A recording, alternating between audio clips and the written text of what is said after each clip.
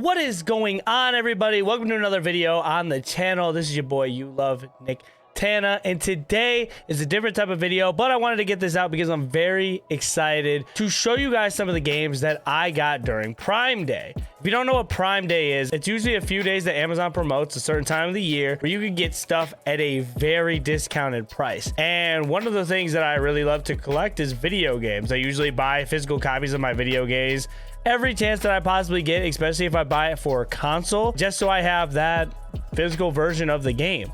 So I tapped in, I went on Amazon, and I got a decent amount of games that I want to go ahead and share with you. If you like this type of content, make sure you guys let me know by leaving a like, comment, sub, all that type of stuff, because really all of it really does help. I have a few reviews that I do have in the working right now, the next one being Bayonetta 3. So if you want to see that video and you don't want to miss it, you're going to want to subscribe to know when it gets posted. Now, let's get into the games I got. So I got a decent amount of games here, and I have, it looks like 1, 2, 3, 4, 5, 6, 7. I bought 7 games. They all finally got here. I know it's been a while since Prime Day, but I was waiting for one game in particular to come in that I wanted to show you guys. But now that the games are all here, I'm going to show you what I copped and about what the game is technically about and why I ordered it in the first place and the price. The price is a major factor about why I ordered these games. First game we're going to get into that I did buy was Dragon Quest Treasures. Now, I've never played a Dragon Quest game before ever, but this is one of the newer ones. It is a spin-off of the original series, but it could be a fairly good game, and for the price of it being 30 bucks, didn't really want to pass it up, because especially with these Nintendo Switch games, you rarely find them at a cheaper price than $60, especially if they're new. A lot of used Switch games you possibly can, but Switch games usually hold their value and they really don't go on sale often. Head to Draconia, where the free-spirited hunt for treasure never ends. Two siblings' treasure hunting dreams become reality as they are whisked away to the magical and mysterious realm of Draconia. Eric and Mia, along with their cute companions, Ursula and Porcus, I think I'm saying those right, team up with a menagerie of monsters to track down tantalizing treasures. I'm hoping I didn't butcher a lot of those words I just said, but regardless, like I said, I am just so excited to get into the Dragon Quest kind of series and kind of make my way into that. I know Square Enix has made my favorite game, or one of my favorite games that I've recently been playing, in Final Fantasy 16. So I thought it would only be right trying to get into other masterpieces that they make, like Dragon Quest Treasures. I haven't looked up any ratings for this game, anything besides the fact of it being a Dragon Quest game, and it looks very good, and I'm hoping it was worth the money. For $30, I don't think you could really beat it. Next, what we have on the list is I ended up getting Bayonetta 3. Like I said earlier, that I'm kind of working on a review on it. This was a game that I've been really wanting to get for the longest period of time. One of the main reasons I wanted to get this game was I have a friend, his name is LOLK Stu. He always raves about the Bayonetta games, and he is not a big Nintendo fan at all, but when it comes to Bayonetta, he really wanted me to play the series, and this was me giving Bayonetta 3 a chance. I ended up copying this game for, again, $30. I feel like you can't beat that at a brand new price. For a $30 game, I don't see why not to cop it. At the same time, I played Bayonetta 1 a little bit, so I kind of understand, but I never played 2, and I don't know anything about the third one. So most of this is kind of new to me. I didn't beat Bayonetta 1, but it was kind of cool to dive into the series with this one. But I did end up playing this game, and kind of a quick little spoiler, you should definitely catch up on the other 2 Bayonetta games if you are going to play this series, because if you don't, you're going to be 100% lost, and that's the honest truth. Beauty becomes the beast. Empower Bayonetta to control demons or even transform into them in this pinnacle of the stylus action series. This game, I will be doing a review on it, so there's not so much I want to touch on it right now, but I did think this game was worth the 30 bucks that I paid for it, and yeah, another game to the Switch collection that I'm adding in. Now that we're done with the Switch games, we're going to be getting into the PS4 and PS5 games. Starting off with the PS5, we did finally end up getting a copy of Final Fantasy VII Remake. I am so excited to break this open. A little bit of a story time with this type of game. One of my good friends, Jose, put me onto this game and I never wanted to play it, but I knew it looked so freaking good. And after experiencing Final Fantasy 16, I bit the bullet and I bought this one. This game was a little bit more on the expensive side. I spent more on the console version than what you could get on Steam, merely for the fact that I like playing my games on console, because sometimes I can play them at my desk, sometimes I can play them back there. So I spent about 47 bucks on this game, but for a PS5 game, that's easily worth 70 bucks. Again, I feel like that's a fairly snazzy deal, but I am super excited to crack into this one. The legend returns for all generations. The world is under the control of Shinra, a corporation controlling the planet's life force as Mako Energy in the city of Midgar. Cloud Strife, former member of Shinra's elite soldier unit, now turned mercenary, lends its aid to the Avalanche resistance group,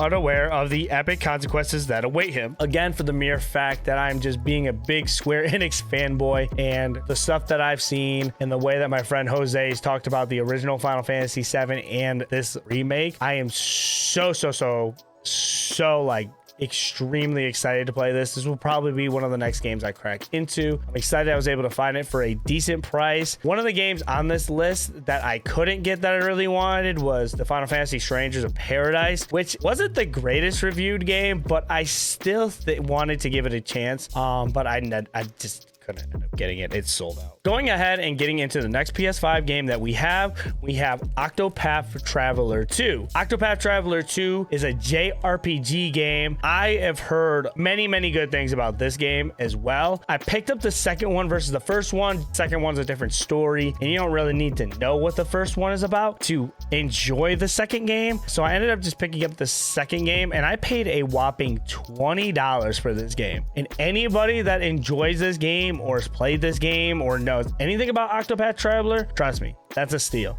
This game is easily worth the 60-70 bucks that you could pay for it. And I'm just now really getting into the JRPGs. I don't know how this one's gonna play out, but I know my friend Peter has played the first one. My friend Raph has played the second one. I know plenty of people online that have played the second one that are on my friends, like in my friend group, and I'm excited to give it a shot. It looks great, and anybody who plays it just has very good words for it, so I'm just super excited to crack it open. Embark on an adventure all your own. In the world of Solista, 8 new travelers venture forth into an exciting new area. Where will you go? What will you do? Whose tale will you bring to life? Every path is yours to take. Again, a game, $20 freaking dollars, PS5 game, one of the best JRPGs to come out this year. Yeah. That was definitely a snag. And getting into the last PS5 game we have is a little bit of an older game. But when I say a little bit of an older one, I think maybe it's a year or two old. It was a game that I wanted for the longest time, and it was always about 40-50 bucks for the next gen version of the game. But people that did play this game enjoyed it, and I knew from the graphics and the type of game it was that I would enjoy it too. I'm talking about Kenya Bridge of the Spirits. With this game, I saw multiple playthroughs of it. I've seen reviews on this game, and it's beautiful.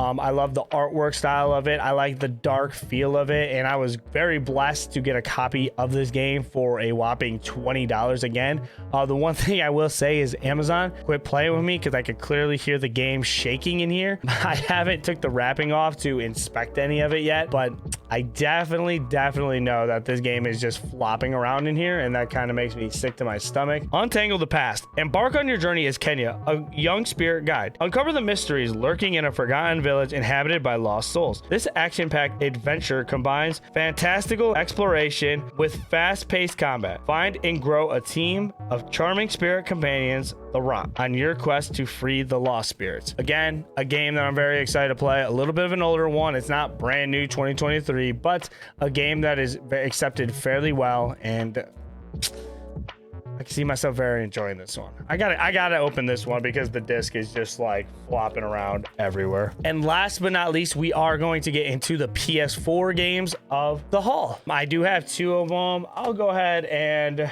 show you guys this one first. Getting into the first one, we have another Final Fantasy game. This is Final Fantasy X and 10-2 or 10 Part 2, I'm not very sure. Again, one of the reasons why I got this game was when I was talking about getting a bunch of Final Fantasy games and Square Enix games. This one was fan favorite for a lot of people. Going around just kind of getting my vote from my friend group and asking like, what are some of the Final Fantasy games you would cop or you would try and play? This game was actually brought up more times than Final Fantasy VII Remake and the original. I paid about like 15 bucks for this game. Again, 15 bucks for a remake and a very highly accepted game. Two of the most celebrated adventures of their generation now available on PlayStation 4. Over 200 hours of gameplay, including the international versions of Final Fantasy X and X-2. Choose between the original or arranged soundtracks in the Final Fantasy X. Full cross-save compatibility with the PlayStation 3 and PlayStation Vita versions of the Final Fantasy X HD Remastered. 200 hours of gameplay. That's a little nerve-wracking. 200 hours. Ooh, that is going to be a grind. And last but not least, to end off the video, one of the games that I did get for the PS4 to finish off the Prime Day haul. Drum roll, please. We ended up getting Dragon Quest XI, the definitive edition. This is the newest Dragon Quest game that actually dropped. I like that it was for the PS4. I'm not 100% sure if it's compatible for the PS5. If it's not, that is a complete drop. Like, I dropped the ball on that one, and I'll just have to eat the cost of that. But again, getting into the Dragon Quest series, this one being one of the newer games and not having to know the story for the other ones, I ended up picking this up. I'm really messing with the artwork on the cover of it. I really like the Dragon Quest art style, especially with this game in particular. The epic beginning of a new adventure. Embark upon an epic quest as the Luminary. Follow the hero and his loyal companions on their journey to unravel the mystery of an ominous threat that plots to plunge Erdera into chaos.